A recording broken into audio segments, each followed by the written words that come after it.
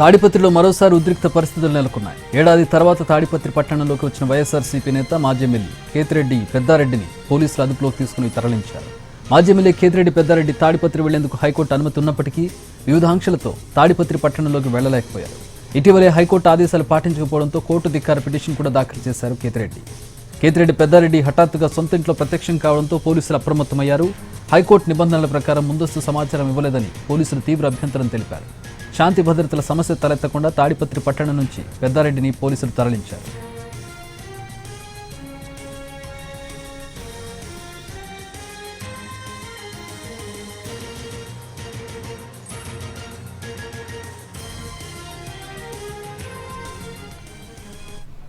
ప్రతినిధి శ్రీనివాస్ జాయిన్ అవుతున్నారు అనంతపురం నుంచి. మరిన్ని వివరాలు తెలుసుకుందాం. శ్రీనివాస్, ఎప్పుడొచ్చారు పెద్దారెడ్డి? పోలీసులకి ముందస్తు సమాచారం ఇవ్వకుండా వచ్చారా? పోలీసుల వర్షన్ ఏంటి, పెద్దారెడ్డి వర్షన్ ఏంటి? ఇప్పుడు ఎక్కడున్నారు ఆయన? చక్రి, తాడిపత్రిలో మరోసారి ఉద్రిక్త పరిస్థితులు నెలకొన్నాయని చెప్పవచ్చు. దాదాపు ఏడాది కాలంగా తాడిపత్రి పట్టణంలోకి వెళ్ళని పెద్దారెడ్డి హఠాత్తుగా తాడిపత్రిలో ప్రత్యక్షం కావడంతో పోలీసులు అప్రమత్తమైన పరిస్థితి ఉంది. ఎందుకంటే దాదాపుగా ఎలక్షన్స్ జరిగిన గొడవల నేపథ్యంలో తాడిపత్రికి వెళ్లకుండా ఆంక్షలు పెద్దారెడ్డిపై ఉన్నాయి. ఈ ఆంక్షల నేపథ్యంలో అతను హైకోర్టు వెళ్లి హైకోర్టు నుంచి ఆర్డర్స్ కూడా తెచ్చుకున్న పరిస్థితి. దీని ప్రకారం హైకోర్టు తాడిపత్రి పట్టణంలోకి పెద్దారెడ్డి వెళ్లే సమయంలో పోలీసులకు ముందస్తు సమాచారం ఇవ్వాలని కూడా పోలీసులు చెప్తున్న పరిస్థితి. అయితే ఇవాళ తెల్లవారుజామున పెద్దారెడ్డి ఒక్కసారిగా తన ఇంటికి వెళ్లడంతో ఒక్కసారిగా పోలీసులు అప్రమత్తమైన పరిస్థితి ఉంది.